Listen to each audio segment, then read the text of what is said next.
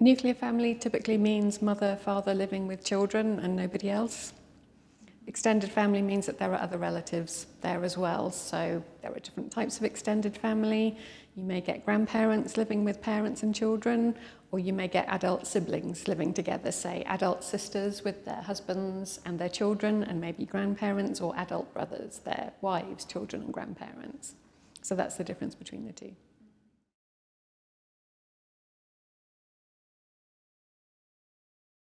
It seems to be a relatively modern phenomenon, possibly starting around the Industrial Revolution, or really becoming important around the Industrial Revolution, and more so even after the Second World War, where the atomized nuclear family begins to be very important, which means that there really isn't any help or support from other family members at all beyond mother, father and children.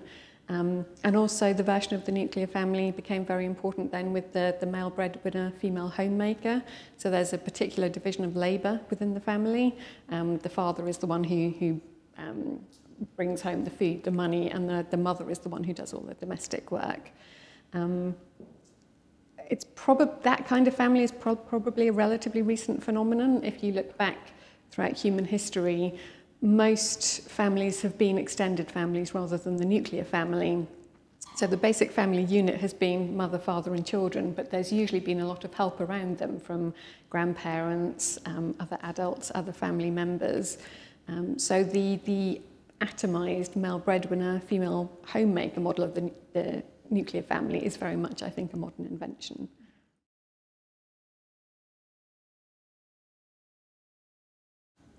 I think there are some differences across Europe and other high-income countries, but the basic assumption is that the nuclear family is the norm. It's the normative version of the family.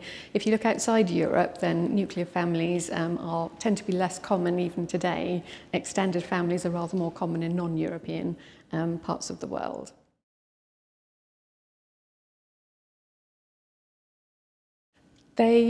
Recent economic crises probably have had an impact on the way families develop, maybe not so much on the nuclear family though. One impact of economic crises tends to be to push marriage and childbirth later, because people are not in a good economic position to marry or have kids.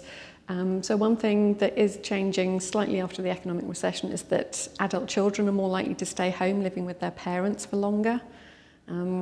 But still the basic family is assumed to be the nuclear family.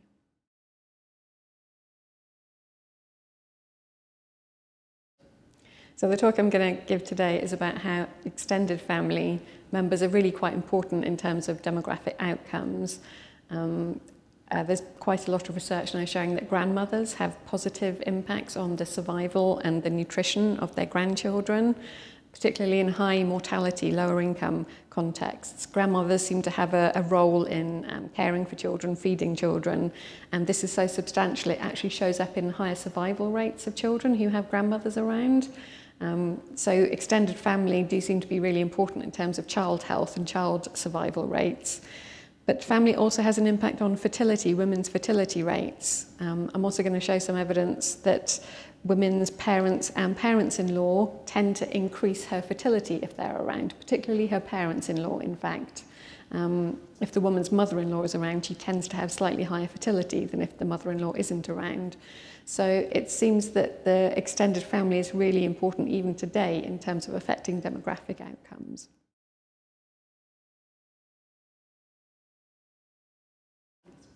In terms of fertility, there are a couple of pathways that could be important. One is that women get support from extended family members, and this makes them want to have more children because they have a lot of support around them to raise children.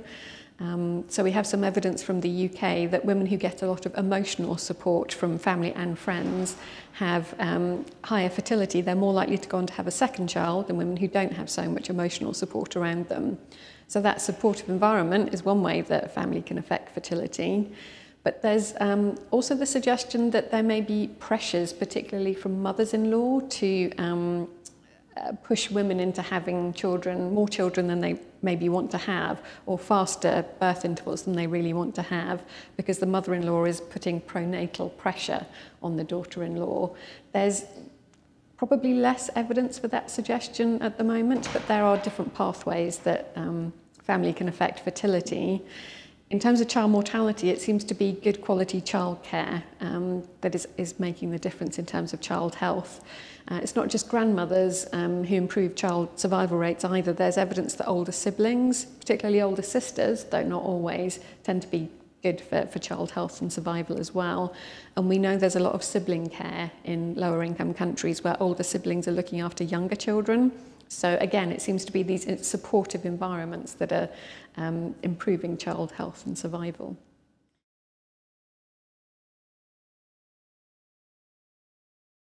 There's not so much research on that.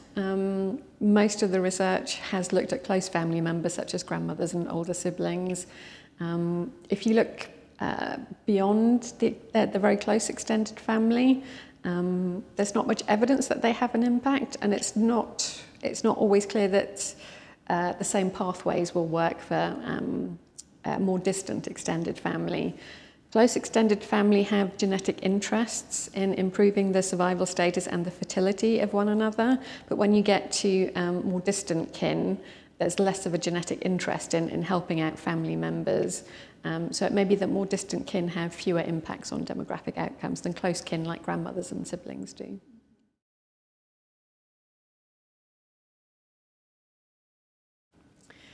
So there's an idea that there's sexual conflict between husbands and wives, in that the interests of husbands and wives are not identical in terms of genetic representation of future generations. So there's an idea that men want to have higher fertility than women because they're not suffering the same costs that women are when women have children. So it may be beneficial for men to push women into having higher fertility than is good for women, because it means that the men have more children, but they're not suffering the same costs of reproduction that women do. And it may then be that mothers-in-law are taking the perspective of husbands, and they're also trying to push their daughter-in-law into having too many children.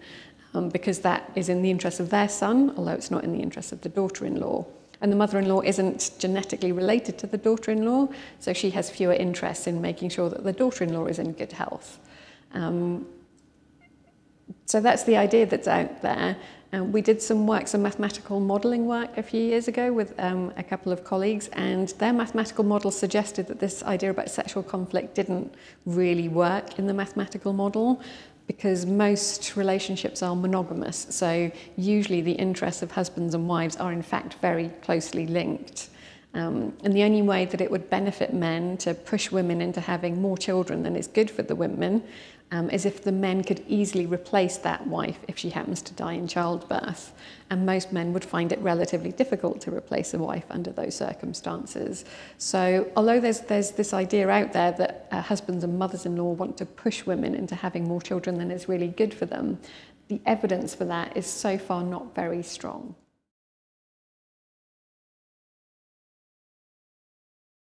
Yeah, the physical costs of giving birth, men are not bearing those physical costs of pregnancy, childbirth, which is very dangerous for women without medical care, and there are relatively high rates of maternal mortality, and also lactation as well. It's energetically very costly for women. So women bear physiological costs of reproduction that men don't have to face.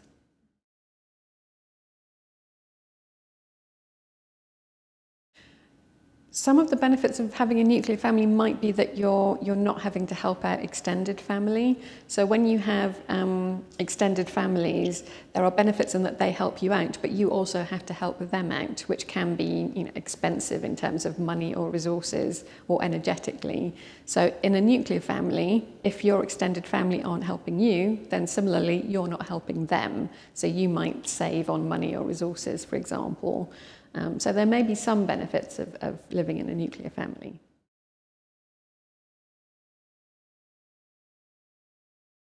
Yeah, the inconveniences of a nuclear family are that you then don't get the help from your extended family, so you have to raise your children by yourself without any help. And for women in particular, that is likely to be quite hard, at least in high fertility settings where women have to care for many dependent children at the same time.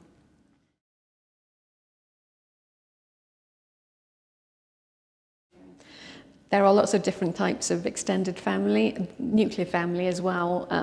There's the atomized nuclear family where you're not getting any help at all from your extended family, or there's a weaker version of the nuclear family where mothers, fathers and children are living together, but they might be getting help from elsewhere, which is essentially, I think, the form of the family that we have in most Western populations. It's quite unusual for nuclear families to be entirely isolated from their extended families, even in the West.